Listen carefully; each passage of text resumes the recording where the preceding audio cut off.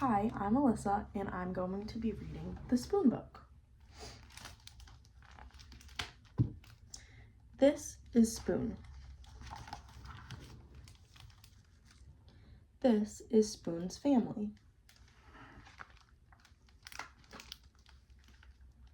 On Sundays, Spoon goes to visit his Aunt Silver. He has to be on his very best behavior there. She's very fancy and proper. Goodbye, darling. Ta-ta.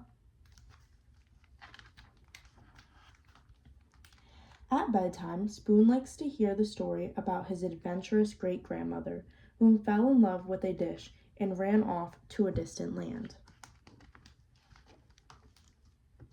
Lately, though, Spoon had been feeling blue. "What's wrong?" asked his mother.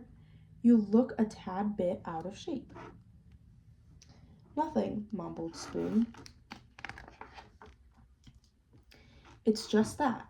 I don't know. All of my friends have it so much better than me. Like Knife. Knife is so lucky. He gets to cut. He gets to spread. I never get to cut or spread." "Yes, Knife is pretty spiffy like that, isn't he?" "And Fork. Fork is so lucky. She gets to practically go everywhere. I bet she never goes stir crazy like I do." "Fork does get out and make herself useful, doesn't she?" "And Chopsticks? They are so lucky. Everyone thinks they're really cool and exotic. No one thinks I'm cool or exotic. Those chopsticks are something else, aren't they?" Meanwhile, if only Spoon knew what his friends were saying at that very minute. "Spoon is so lucky," said Knife. "He is so fun and easygoing. Everyone's so serious with me. No one's ever allowed to be silly with me like they are with Spoon." Clang, clang, bang. "Spoon is so lucky," said Fork. "He gets to measure stuff. No one ever does that with me." "Spoon is so lucky," said Chopsticks. "He can go places by himself. We could never function apart."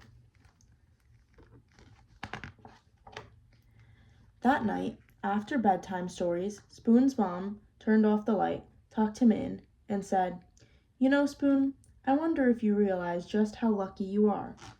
Your friends will never know the joy of diving headfirst into a bowl of ice cream. They'll never know what it feels like to clink against the side of a cereal bowl. They'll never be able to twirl around in a mug or relax in a hot cup of tea." Spoon hadn't thought of it that way before. He lay awake in bed for a long time. His mind was racing. He felt so alive. There was only one thing to do. "I can't sleep. Come, snuggle. Come, Spoon." And so he did. Sweet dreams.